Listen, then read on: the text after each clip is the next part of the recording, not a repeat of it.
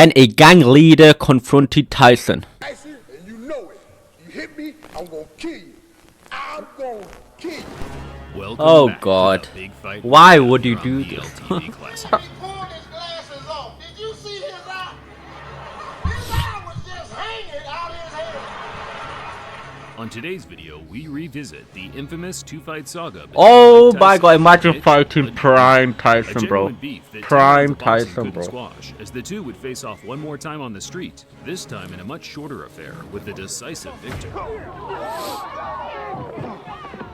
Let's get right to it.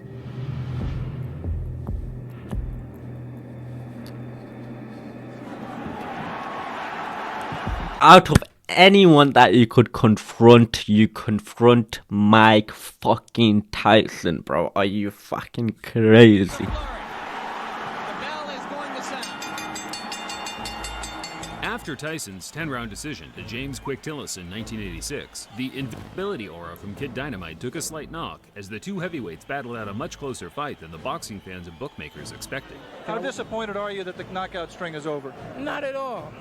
If anything, I feel relieved, and I'm confident if I wanted to, I could have knocked them out. It was Tyson's first time going the distance, as he had finished his previous 19 opponents all What the inside the opening 2 or 3 rounds.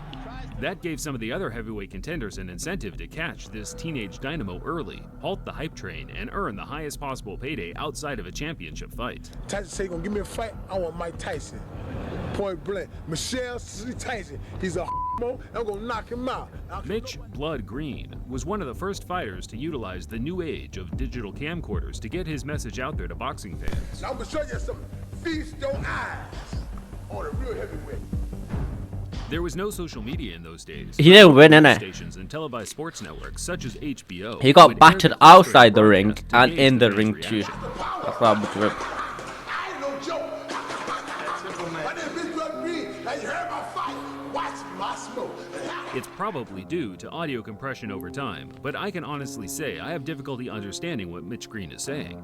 Two clear things were the muscle flexing and homophobic slurs, and bizarrely enough, as far as my research suggests, this was enough to land him a shot at the hottest prospect in world boxing.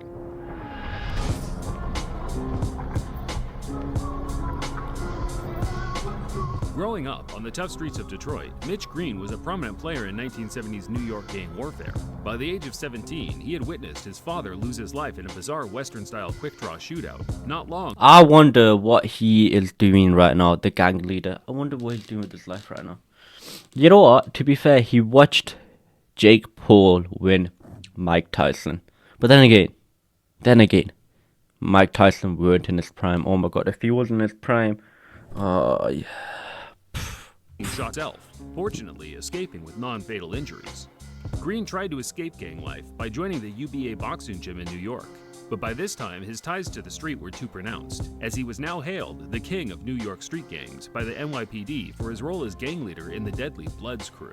Things slowly started to change for Mitch as his reputation as a gang leader was exceeded by that of a talented amateur boxer, the muscular 6'5" big man that was racking up copious tournament success, including several New York Golden Gloves. From the Bronx, New York, undefeated in 5 professional Mitch Green. Green took to the professional ring in 1980 and quickly started racking up wins over journeyman and fringe contenders such as Jumbo Cummings. Champion in waiting Trevor Berbick became the first man to beat Green in 1985, where Mitch made a good account of himself, only losing by majority decision. Both Tyson and Green were on the fringe of a world title shot, so regardless of the antics, the two were on a likely collision course. The trash talk from Green just helped build more interest in the fight, which in turn certainly struck a chord with Tyson, who openly admitted to hating that ugly mother effer. And Mike Tyson, traditionally, no robe, no socks. He says it makes him feel like a warrior, makes him feel like a gladiator. Tyson met Green Is this for the the fight first now? time in May 1986 at Madison Square Garden. It was Tyson's first match at a prestigious boxing venue and also the first to be covered by a large television network. Yet, the occasion didn't change the traditional no robe, no socks attire. He was all business and had a personal vendetta to settle with the now not so confident looking Mitch "Blood" Green. And was so much a factor in the last fight that we showed you here on HBO that he didn't double up. He just was a little bit lazy, especially in the later rounds. So we'll see what he does about that against Mitch Green. Always aggressive, right in front of his man. Now we see some head movement. Quicker shot. There's the left hook I was talking about.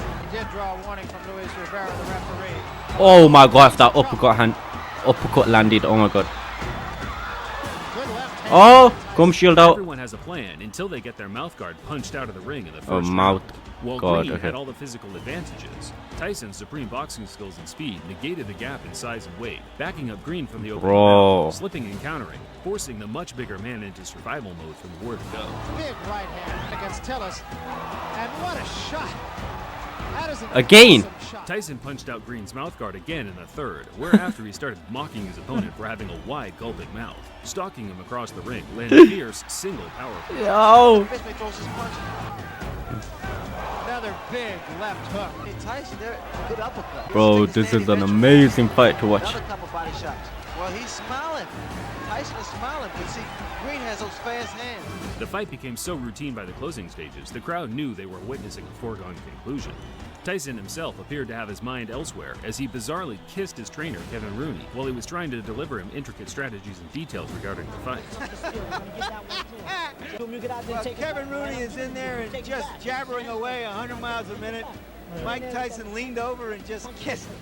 Tyson closed the show, trying to score the knockout, but Green's disinclination to engage allowed him to grab and clinch his way to safety, resulting in him losing 9 out of 10 of the rounds on every judge's score. 9 out of 10. Yeah, but we knew deep inside that I was going to win this fight so easy because of his style. He's a dang tough opponent, and he took some fairly decent shots. But as you know, I won comfortably, and I didn't try for the knockout, and I used a great deal of discipline in there, not knocking him out. Tyson claimed he carried Green the 10-round distance on purpose to punish him for as long as possible, and whether it was true or not, Green's personal pride was hurt, and he was willing to do whatever it took to restore a sliver of respect amongst his peers. Green retired from boxing after the Tyson loss and returned to the street to earn a living from selling drugs. He always planned to one day get Tyson back in the ring, but as his years of inactivity ensued, Tyson progressed to one of the most dominant heavyweight champions of all time, undefeated and undisputed. The days of fighting lingering contenders such as Mitch Green were over. It wasn't until a couple of years after their fight that the two would meet again, this time in Green's element, the street. In the early hours of August 23, 1988, Mitch Green got wind that Tyson was shopping at a local clothing store close by to where he ran things on the street. Tyson had traveled a fair distance to pick up a luxury leather jacket handmade by one of his friends over at Dapper Dan's. As Tyson was chilling in the store with his entourage, Mitch Green burst through the door on his own, high on angel dust, demanding Tyson either give him a rematch or empty his pockets right there on the spot. Tyson, of course, no stranger to altercations on the street, dragged Mitch Green outside and pummeled him to the ground multiple times.